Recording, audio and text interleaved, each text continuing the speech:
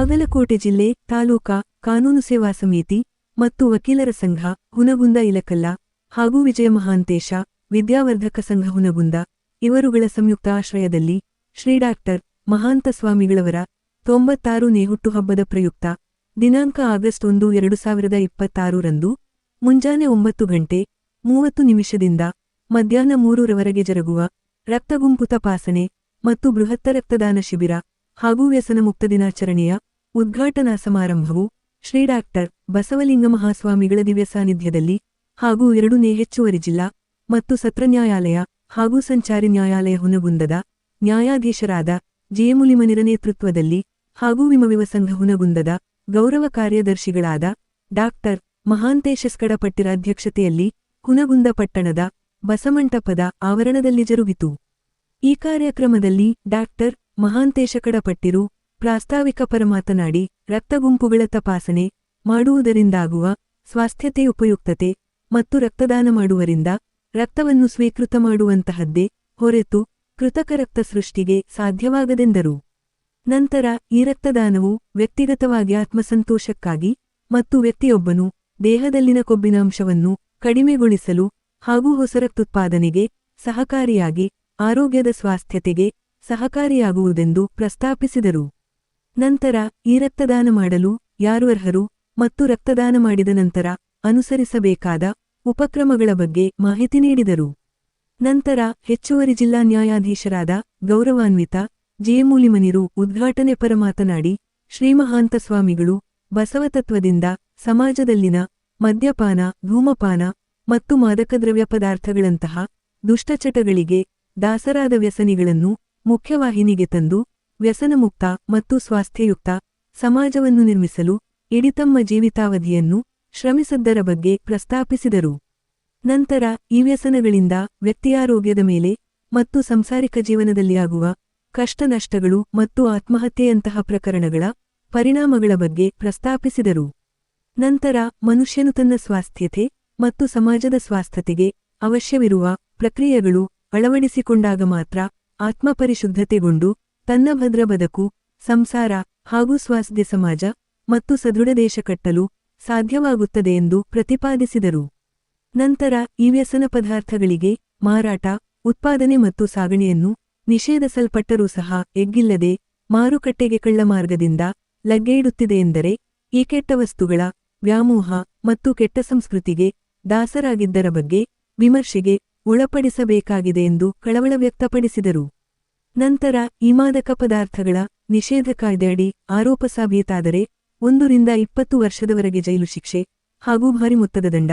ನಂತರ 2003ರ ತಂಬಾಕು ನಿಷೇಧ ಕಾಯ್ದೆ ಅನ್ವಯ ಮಾರಾಟ, ಉತ್ಪಾದನೆ, ಸಾಗಾಣೆ ಮತ್ತು 18 ವರ್ಷದೊಳಗಿನ ಮಕ್ಕಳಿಗೆ ವಿತರಣೆಗೆ ಇರುವ ಶಿಕ್ಷೆಯನ್ನು ಪ್ರಸ್ತಾಪಿಸಿದರು.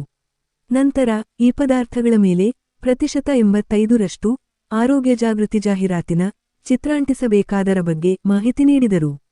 ನಂತರರ ಕಾಯ್ದೆ ಕಾನೂನುಗಳಿಗಿಂತ ಮನಸ್ಸಿನ ದೃಢ ನಿರ್ಧಾರತೆಯಿಂದ ಸರ್ವೋತ್ಮುಖ ಬೆಳವಣಿಗೆ ಹೊಂದಲು ಸಾಧ್ಯವಾಗುತ್ತದೆ ಎಂದು ಅಭಿಪ್ರಾಯಪಟ್ಟರು. ನಂತರ ಶ್ರೀಗಳು ಆಶೀರ್ವಚನ ನೀಡಿದರು.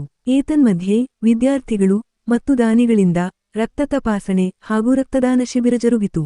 ಈ ಒಂದು ಕಾರ್ಯಕ್ರಮದಲ್ಲಿ ಮುಖ್ಯಾತಿಥಿಗಳಾಗಿ ಜೆಎಂಎಫ್ಸಿ ಹುನಗುಂದದ ಪ್ರಧಾನ ದಿವಾಣಿ ನ್ಯಾಯಾಧೀಶರಾದ ಮಹಾಂತೇಶ ಮಠದ ಹಾಗೂ ಜೆಎಂಎಫ್ಸಿ ಹುನಗುಂದದ ಅಪರ ದಿವಾಣಿ ನ್ಯಾಯಾಧೀಶರಾದ ಶ್ರೀಮತಿ ಪದ್ಮಾವತಿ ನಾಗಣ್ಣ ಮಾದಿಗ ಹಾಗೂ ವಕೀಲರ ಸಂಘ ಹುನಗುಂದದ ಅಧ್ಯಕ್ಷರಾದ ಎಂಬಿ ದೇಶಪಾಂಡೆ ಹಾಗೂ ವಕೀಲರ ಸಂಘ ಇಲಕಲ್ಲಿನ ಅಧ್ಯಕ್ಷರಾದ ಎಂಎಸ್ ಹೊಸೂರ, ಐಎಂಎಸ್ ಇಲಕಲ್ಲ ತಾಲೂಕಿನ ಅಧ್ಯಕ್ಷರಾದ ಸುನಿಲ್ ಭೈರಗೊಂಡನವರ ಹಾಗೂ ಜಿಲ್ಲೆಯ ಕುಮಾರೇಶ್ವರ ಆಸ್ಪತ್ರೆಯ ರಕ್ತ ಭಂಡಾರ ಸಂಯೋಜಕರಾದ ಕೇಶವ ಕುಲಕರ್ಣಿ ಹಾಗೂ ಹುನಗುಂದ ತಾಲೂಕಾ ಮಾಜಿ ಸೈನಿಕರ ಸಂಘದ ಅಧ್ಯಕ್ಷರಾದ ಸುಬೇದಾರ ಬಾಲಪ್ಪ ಕೆರಸೂರರು ವೇದಿಕೆ ಅಲಂಕರಿಸಿದರೆ ಸಂಘದಾಡಳಿತ ಮಂಡಳಿಯ ಎಲ್ಲ ನಿರ್ದೇಶಕರು ಹಾಗೂ ಪ್ರೌಢಶಾಲೆ ಮತ್ತು ಕಾಲೇಜಿನ ಬೋಧಕ ಸಿಬ್ಬಂದಿಗಳು ಹಾಗೂ ವಿದ್ಯಾರ್ಥಿನಿಯರು ಉಪಸ್ಥಿತರಿದ್ದರು.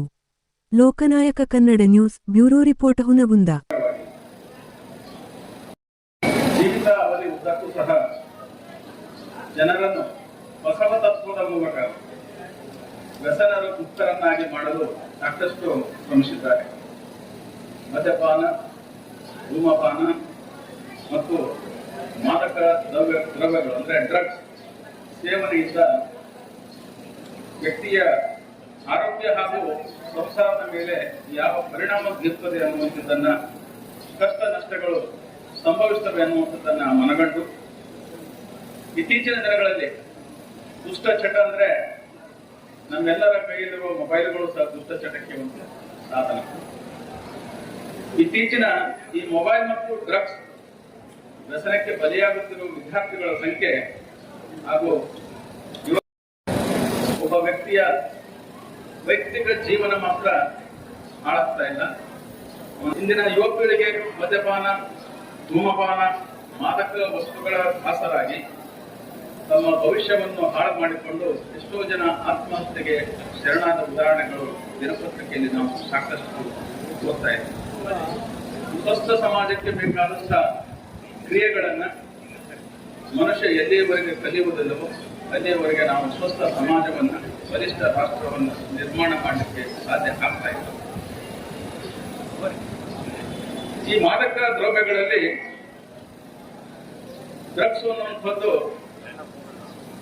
ತುಂಬಾ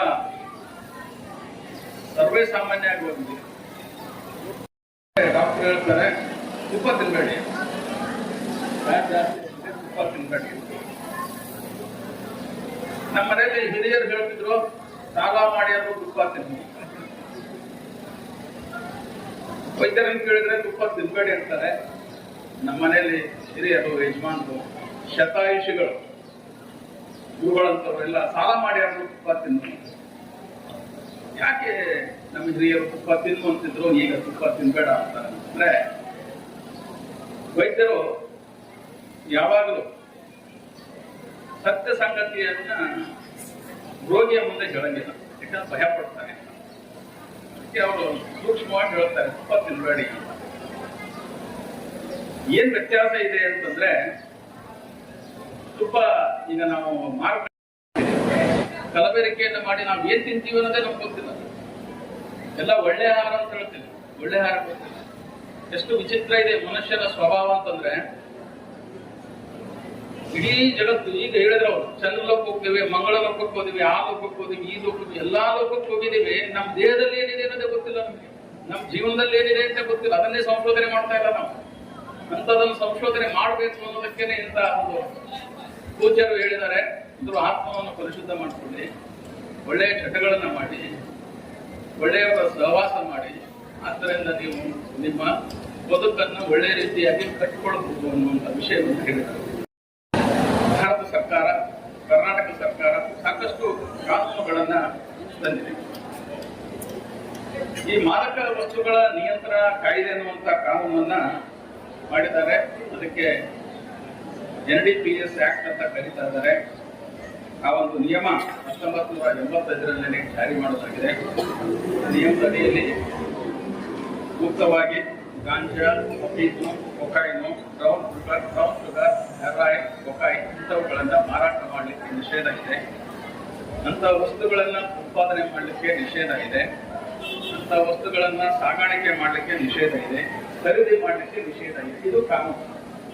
ಆದ್ರೆ ಇವತ್ತಿನ ಎಲ್ಲ ಸ್ಥಳದಲ್ಲಿ ಸಂತ ಇಂಥ ವಸ್ತುಗಳು ಸಿಗ್ತವೆ. ಮಾರಾಟ ನಿಷೇಧ ಇದೆ, ಸಾಗಾಣಿಕೆ ನಿಷೇಧ ಇದೆ, ಉತ್ಪಾದನೆ ನಿಷೇಧ ಇದೆ. ಎಲ್ಲಾ ನಿಷೇಧ ಇದ್ರೂ ಸಹಿತ ಇಂಥ ಒಂದು ಪದಾರ್ಥಗಳು ಮಾರುಕಟ್ಟೆಗೆ ಬರ್ತಿದೆ ಅಂದ್ರೆ ನಮ್ಮ ಮನುಷ್ಯನಲ್ಲಿರತಕ್ಕಂಥ ಅತಿ ವ್ಯಾಮೋಹ, ಕೆಟ್ಟ ದೃಷ್ಟಿ ಯಾವ ಮಟ್ಟಕ್ಕೆ ಬೆಳೆದಿದೆ ಅನ್ನೋದನ್ನ ನಾವು ವಿಮರ್ಶೆ ಮಾಡಬೇಕಾಗ್ತದೆ. ಒಂದು ವೇಳೆ ಈ ಕಾಯ್ದೆಯಡಿ ಆರೋಪ ಆಗಿದ್ರೆ ಅವನಿಗೆ ಸುಮಾರು 1 ವರ್ಷದಿಂದ 20 ವರ್ಷಗಳವರೆಗೆ ಜೈಲು ಶಿಕ್ಷೆಯನ್ನು ವಿಧಿಸಬಹುದು ಹಾಗೂ ಭಾರಿ ಮೊತ್ತದ ದಂಡವನ್ನು ಸಹ ವಿಧಿಸಬಹುದಾಗಿದೆ. ಇನ್ನು ತಂಬಾಕು ನಿಷೇಧ ಕಾಯ್ದೆ ಅನ್ನುವಂತಹ ಕಾಯ್ದೆಯನ್ನ 2003ರಲ್ಲಿ ಪೋಕ್ಟಾ ಆಕ್ಟ್ ಅಂತ ಹೊಸದಾಗಿ ಒಂದು ಕಾನೂನನ್ನು ಮಾಡಿದ್ದೇವೆ. ಆ ಕಾನೂನಲ್ಲಿ ಸಿಗರೇಟು, ತಂಬಾಕು ಉತ್ಪನ್ನಗಳನ್ನ ಮಾರಾಟ ಮಾಡೋದಾಗ್ಲಿ, ಸಾಗಣೆ ಮಾಡೋದಾಗ್ಲಿ, ಉತ್ಪಾದನೆ ಮಾಡೋದಾಗ್ಲಿ ನಿಷೇಧ ಆಗ್ತದೆ. ಅದರ ಜೊತೆಗೆ ಸಾರ್ವಜನಿಕ ಸ್ಥಳಗಳಲ್ಲಿ ಧೂಮಪಾನವನ್ನು ನಿಷೇಧ ಮಾಡಲಾಗಿದೆ. ಸಾರ್ವಜನಿಕ ಸ್ಥಳ ಅಂದ್ರೆ ಬಸ್ ಸ್ಟ್ಯಾಂಡ್ ಇರ್ಬೋದು, ಶಾಲಾ ಕಾಲೇಜ್ ಇರ್ಬೋದು, ರೈಲು ನಿಲ್ದಾಣ ಇರ್ಬೋದು, ಆಸ್ಪತ್ರೆ, ಕಚೇರಿ ಮುಂತಾದ ಎಲ್ಲ ಸಾರ್ವಜನಿಕ ಸ್ಥಳಗಳಲ್ಲಿ ಧೂಮಪಾನವನ್ನು ನಿಷೇಧ ಮಾಡಲಿಕ್ಕೆ ಸರ್ಕಾರ ಆಗಿದೆ. ಹಾಗೂ ಶಾಲೆ ಮತ್ತು ಕಾಲೇಜುಗಳ ಸುತ್ತಮುತ್ತಲಿನ 100 ಯಾರ್ಡ್ಗಳ ಅಂತರದಲ್ಲಿ ಈ ತಂಬಾಕು ಉತ್ಪಾದನೆಗಳನ್ನು ಮಾರಾಟ ಮಾಡುವಂತಿಲ್ಲ ಅನ್ನುವಂಥ ಕಾನೂನನ್ನು ಸಹ ಸರ್ಕಾರ ಜಾರಿ ಮಾಡಿದೆ. ತಂಬಾಕು, ಡ್ರಗ್ಸು ಇಂಥವುಗಳು 18 ವರ್ಷದ ಒಳಗಿನ ಮಕ್ಕಳಿಗೆ ಕೊಡಬಾರದು, ಮಾರಾಟ ಮಾಡಬಾರದು, ಅವ್ರ ಕಡೆಯಿಂದ ತರಿಸಬಾರದು ಅನ್ನುವಂಥ ಒಂದು ಕಾನೂನನ್ನು ಮಾಡಿದ್ದೇವೆ. ಇದರ ಜೊತೆಗೆ ಇವೆಲ್ಲ ವಸ್ತುಗಳ ಮೇಲೆ ಕಡ್ಡಾಯವಾಗಿ 85% ಭಾಗ ಆರೋಗ್ಯದ ಜಾಗೃತಿಯನ್ನು ಮೂಡಿಸುವ ಚಿತ್ರಗಳನ್ನು ಅಂಟಿಸಬೇಕು ಅನ್ನುವಂಥ ಕಾನೂನನ್ನು ಸಹಿತ ಮಾಡಿದ್ದಾರೆ. ಇದರ ಜೊತೆಗೆ 1965ರಲ್ಲಿ ಕರ್ನಾಟಕ ಅಬಕಾರಿ ಕಾಯ್ದೆ ಎನ್ನುವಂಥ ಒಂದು ಕಾಯ್ದೆಯನ್ನು ಜಾರಿ ಮಾಡಿದ್ದಾರೆ. ಈ ಕಾಯ್ದೆಯಲ್ಲಿ ಅಕ್ರಮ ಮದ್ಯ ತಯಾರಿಕೆ, ಅಕ್ರಮ ಮಾರಾಟ, ಅಕ್ರಮ ಸರಬರಾಜು ಇವುಗಳನ್ನು ಸಹ ಕಾನೂನು ನಿಯಂತ್ರಿಸಿದೆ. ಈ ಕಾನೂನಿನಡಿ 21 ವರ್ಷಕ್ಕಿಂತ ಕಡಿಮೆ ವಯಸ್ಸಿನ ಮಕ್ಕಳು ಇಂಥ ಒಂದು ಮದ್ಯಪಾನವನ್ನು ತರುವುದಾಗಲಿ, ಮಾರುವುದಾಗಲಿ, ಸೇವನೆ ಮಾಡುವುದಾಗಲಿ ನಿಷೇಧ ಆಗಿದೆ ಅನ್ನುವಂಥದ್ದನ್ನು ಸಹ ಈ ಒಂದು ಕಾನೂನಿನಲ್ಲಿ ತಿಳಿಸಿದ್ದಾರೆ. ಇವೆಲ್ಲ ಇತ್ತೀಚೆಗೆ ಕುಂತಾ ಇದೆ. ರಸ್ತೆ ಪಕ್ಕದಲ್ಲಿರ್ತಕ್ಕಂಥ ಅಂಗಡಿಗಳಲ್ಲಿ, ಗಾಡಿಗಳಲ್ಲಿ ಅಂಥ ಗುಟ್ಕಾಗಳನ್ನ ಮಾರಾಟ ಮಾಡಬಾರದು ಅಂತ ಕಾಯ್ದೆಯನ್ನ ಜಾರಿ ತರಲಾಗಿದೆ. ಇದರ ಒಟ್ಟು ಉದ್ದೇಶ ಏನಂದ್ರೆ, ಸಮಾಜದಲ್ಲಿರ್ತಕ್ಕಂಥ ಪ್ರತಿಯೊಬ್ಬ ವ್ಯಕ್ತಿಯು ಸ್ವಸ್ಥ ಆರೋಗ್ಯವನ್ನು ಹೊಂದಿರಬೇಕು, ಸಮಾಜ ಸುಧಾರಣೆಯಲ್ಲಿ ತಮ್ಮದೇ ಆದಂತಹ ಒಂದು ಪಾತ್ರ ಏನಿದೆ ಅನ್ನೋದನ್ನ ಗಮನ ಹರಿಸಬೇಕು. ಇವೆಲ್ಲ ನಾವು ಸಮಾಜ ಸುಧಾರಣೆಗಾಗಿ ವ್ಯಸನ ಮುಕ್ತ ರಾಷ್ಟ್ರವನ್ನು ಮಾಡಲಿಕ್ಕೆ ಇಷ್ಟೊಂದು ಕಾನೂನುಗಳನ್ನು ತಂದಿದ್ದೇವೆ. ಆದರೆ ನಾವು ವ್ಯಸನ ಮುಕ್ತ ಮಾಡಲಿಕ್ಕೆ ಸಾಧ್ಯ ಆಗ್ತಾ ಇಲ್ಲ. ಬಟ್ಟೆ ಹಾಕ್ತೀವಿ ಸಾಧ್ಯ ಆಗೋದ್ರಿಂದ ವ್ಯಕ್ತಿಗಳ ಮನಸ್ಸಿನಿಂದ ನಾವು ಸಮಾಜವನ್ನ ನಿರ್ಮಾಣ ಮಾಡಬೇಕಾಗ್ತದೆ. ರೋಮನ್ನಲ್ಲಿ ಒಂದು ಗಾದೆ ಇದೆ, where men are pure laws are workless. ಮನುಷ್ಯರು ಎಲ್ಲಿಯವರೆಗೆ ಸಚ್ಚಾರಿತ್ರದಿಂದ ತಾವು ಚೆನ್ನಾಗಿರ್ತಾರೆ, ಕಾನೂನಿನ ಅವಶ್ಯಕತೆ ಇಲ್ಲ ಅಂತ ಹೇಳ್ತಾರೆ. ಅದಕ್ಕೆ ಹೆಚ್ಚಿಗೆ ಕಾನೂನುಗಳನ್ನು ಮಾಡೋದು, ಹೆಚ್ಚಿಗೆ ಕೋರ್ಟ್ಗಳನ್ನು ಮಾಡೋದು, ಹೆಚ್ಚಿಗೆ ಪೊಲೀಸ್ ಸ್ಟೇಷನ್ ಮಾಡಿಕೊಳ್ಳೋದು, these are not good sign to the society. ಇದು ಸಮಾಜಕ್ಕೆ ಒಳ್ಳೆಯದಲ್ಲ. ಎಷ್ಟು ಕಡಿಮೆ ಕೋರ್ಟ್ ಇರ್ತದೆ, ಎಷ್ಟು ಕಡಿಮೆ ವಕೀಲರು ಇರ್ತಾರೆ, ಎಷ್ಟು ಕಡಿಮೆ ನ್ಯಾಯಾಧೀಶರು ಇರ್ತಾರೆ, ಎಷ್ಟು ಕಡಿಮೆ ಪೊಲೀಸ್ ಸ್ಟೇಷನ್ ಇರ್ತದೆ, ಅಷ್ಟು ಸಮಾಜ ಒಳ್ಳೆಯದು ಅಂತ ಅರ್ಥ ಮಾಡ್ಬೇಕು. ನಾವು ಹೆಚ್ಚಿಗೆ ಹೋಗುವಂತ ಒಂದು ಜಗತ್ತಿನಲ್ಲಿ ನಾವು ಆಲ್ಟರ್ನೇಟಿವ್ ಅನ್ನುವಂತ ವಿಷಯದಲ್ಲಿ ಎಲ್ಲವನ್ನು ನಾವು ಮನುಷ್ಯನನ್ನ ಇನ್ನೊಬ್ಬ ಮನುಷ್ಯನನ್ನಾಗಿ ಮಾಡಬಹುದು. ಒಬ್ಬನ ತಲೆಗೆ ಇನ್ನೊಬ್ಬನ ತಲೆ ಸೇರಿಸುವುದು, ಒಬ್ಬನ ಹಾರ್ಟ್ಗೆ ಇನ್ನೊಬ್ಬನ ಹಾರ್ಟ್ ಸೇರಿಸುವುದು. ಆದ್ರೆ ಒಂದು ರಕ್ತಕ್ಕೆ ಇನ್ನೊಂದು ರಕ್ತ ಹುಟ್ಟಿಸಿ ತಯಾರು ಮಾಡಿ ಹಾಕುವಂತ ಶಕ್ತಿ ನಮ್ಗೆ ಕೊಟ್ಟಿಲ್ಲ. ಅದನ್ನ ಅಕಸ್ಮಾತ್ ದೇವ್ರು ನಮ್ಗೆ ಕೊಟ್ಬಿಟ್ರೆ ನಾವು ದೇವ್ರನ್ನ ಯಾರು ಮಾತಾಡ್ತಿರ್ಲಿಲ್ಲ, ನಂಬುತ್ತಿರಲಿಲ್ಲ. ಎಂದೆನಿಸದಿರಯ್ಯ ಎನ್ನ ಲಿಂಗ ವ್ಯಸನಿ ಜಂಗಮ ಪ್ರೇಮಿ ಎಂದೆನಿಸಯ್ಯ, ಅವಶ್ಯಮನ ಭೋಕ್ತವ್ಯಮೆಂದೆನಿಸದಿರಯ್ಯ. ಏನದ ಅರ್ಥ? ಹೆಂಗ ಮನುಷ್ಯ ಬಂದಂಗ ನಡಿವಂಗ ಮಾಡಬೇಡಪ್ಪ ಅಂತ. ಯಾಕಂದ್ರೆ ಅವ್ರ ನೋಡಿ ಇದೇ ಹೇಳಿಲ್ಲ ಅವ್ರು, ಟೀನೇಜ್ ಇಸ್ ಮ್ಯಾರೇಜ್, ಹದಿಹರೆಯದ ಇದನ್ನ. ಅದಕ್ಕೆ ಶಿಕ್ಷಣ ಗುರುಗಳು ಇರುವುದು. ಆ ಸಮಯಕ್ಕನ ನೋಡ್ರಿ ಒಳ್ಳೆ ಹಾದಿಯೊಳಗ ಹಾಬೀಸ್, ಬ್ಯಾಡ್ ಹ್ಯಾಬಿಟ್ಸ್ ಬಿಟ್ಟು ಹಾಬೀಸ್ ಹೇಳಿಲ್ಲ, ಒಳ್ಳೆ ಇದನ್ನ ಹವ್ಯಾಸಗಳನ್ನ. ದುಶ್ಚಟಗಳು ಬೇರೆ, ಹವ್ಯಾಸ ಬೇರೆ. ಒಳ್ಳೆ ಹವ್ಯಾಸಗಳಿಂದ ಮನುಷ್ಯ ಬಹಳ ಮೇಲ್ಮಟ್ಟಕ್ಕೆ ಹೋಗ್ತಾನೆ. ಅದಕ್ಕೆ ಬಸವಣ್ಣವ್ರು ಎಷ್ಟು ಚಂದ ಹೇಳ್ತಾನ, ದುರ್ವ್ಯಸನಿ ದುರಾಚಾರಿ ಎಂದೆನಿಸದಿರಯ್ಯ ಎನ್ನ ಲಿಂಗ ವ್ಯಸನಿ ಜಂಗಮ ಪ್ರೇಮಿ ಎಂದೆನಿಸಯ್ಯ, ಅವಶ್ಯಮನ ಭೋಕ್ತವ್ಯಮೆಂದೆನಿಸದಿರಯ್ಯ. ಕೂಡಲ ಸಂಗಮ ದೇವ ಮುಂದಿನ ಶಬ್ದ ಎಷ್ಟು ಚಲೋ ಅದನ್ನು ಶರಗೊತ್ತಿದೆ ಇಡುವೆ, ಎಷ್ಟು ಕಳಕಳಿ ತುಡಿತಾದ. ಅದಕ್ಕ ಸಮಾಜ ಹೆಂಗಿರ್ಬೇಕಂತಾರ ಅವರು, ದುರ್ವ್ಯಸನಿ ದುರಾಚಾರಿ ಎಂದೆನಿಸದಿರಯ್ಯ ಎನ್ನ ಲಿಂಗ ವ್ಯಸನಿ ಜಂಗಮ ಪ್ರೇಮಿ ಎಂದೆನಿಸಯ್ಯ. ನೋಡಿ ಅವ್ರು ಏನೇ, ಅವ್ರ ಮೈಂಡ್ ಈಸ್ ಮೈಟಿ, ಅವ್ರ ಬಾಡಿ ಇಸ್ ಡಾಂಕಿ ಅಂತ. ಆ ಮಂಗನಂತ ಮನಸ್ಸ ಸಿದ್ದರಾಮೇಶ್ವರ ಹೇಳ್ತಾರ, ಶಿವ ಶಿವ ಶಿವ ಶಿವ ಶಿವ ಶಿವ ಶಿವ ಶಿವ, ಶಿವನಾಗಿ ಶಿವನ ಪೂಜೆ ಮಾಡೋ ಮನವೇ. ಅವು ಒಳಗಿರ್ತಾನಂತ ನಾವು ಬದುಕಿರ್ತೀವಿ, ಜೀವಂತಿರ್ತ. ಶಿವ ಶಿವ ಶಿವ ಶಿವ ಶಿವ ಶಿವ, ಶಿವನಾಗಿ ಶಿವನ ಪೂಜೆ ಮಾಡೋ ಮನವೇ. ಹರ ಹರ ಹರ ಹರ ಹರ ಹರ ಹರ ಹರ ಹರ ಭಜಿಸೋ ಮನವೇ.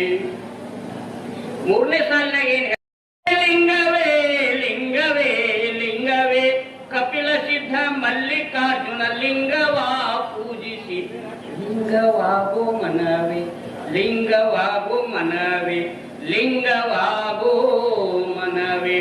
ಈ ಮಂಗನಂತ ಮನಸ್ಸನ್ನ ಲಿಂಗ ಮಾಡ್ಕೊಳ್ಳೋದು ಯಾವಾಗ ಅಂತಂದ್ರೆ ಲಿಂಗ ಪೂಜೆ ಮಾಡ್ತಾರೆ. ನಾನು ಬೇರೆ ಅಲ್ಲ, ಲಿಂಗ ಬೇರೆ ಅಲ್ಲ, ಮಂತ್ರ ಬೇರೆ ಅಲ್ಲ, ಪರಮಾತ್ಮ ಬೇರೆ ಅಲ್ಲ, ಅಕ್ವನ್ಮೆಂಟ್ ಅಂತಾರ.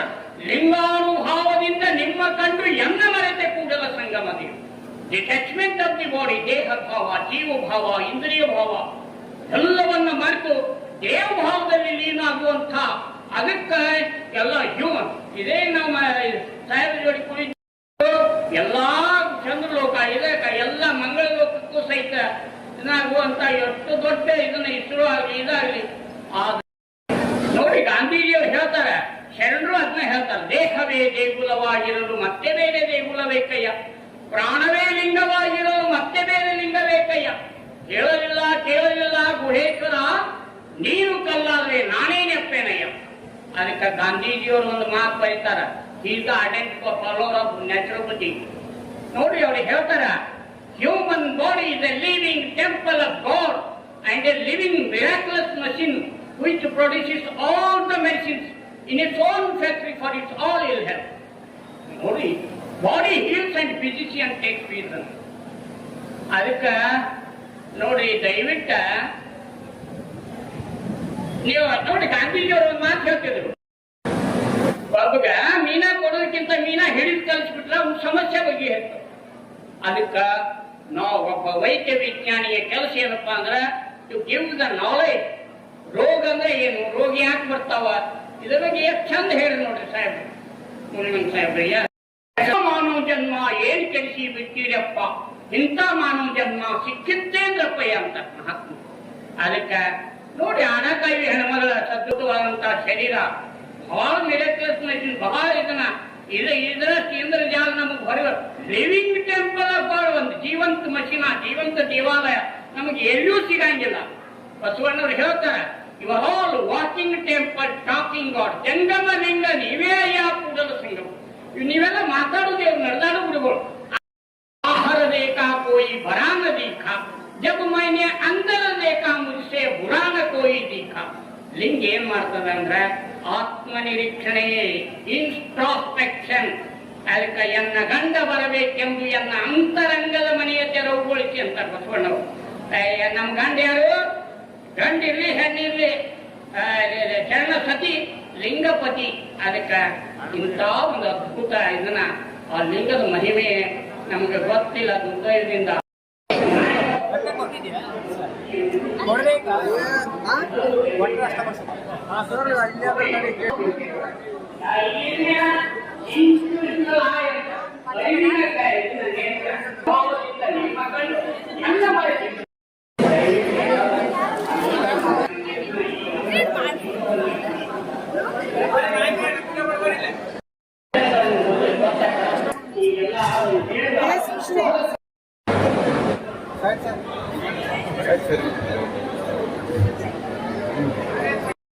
ಈ ವ್ಯಸನ ಮುಕ್ತ ದಿನಾಚರಣೆ ಹಾಗೂ ಈ ಎಲ್ಲರೂ ಕೂಡಿ ಕಟ್ಟೋಣ ಅಂತ ಹೇಳೋದು, ಸ್ವಸ್ಥ ಭಾರತವನ್ನು ಕಟ್ಟಲಿಕ್ಕೆ ಈ ವ್ಯಸನ ಮುಕ್ತ ಬಹಳ ಉಪಯೋಗ. ಹಿಂಗೆಲ್ಲ ನಡೆಯೋ ಮಾನವ ಜನ್ಮ ಸಾರ್ಥಕ ಮಾಡಿಕೊಂಡು ಈಗ ಈ ಅಂಗವನ್ನ ಲಿಂಗವನ್ನಾಗಿ ಮಾಡಿಕೊಂಡು ಇಂಥ ರಾಜಪಥವನ್ನ, ಅಂಥ ಸತ್ಪಥವನ್ನ ಬಹಳ ಅದ್ಭುತವಾಗಿ ಶಿವಶರಣರು ಬರೀ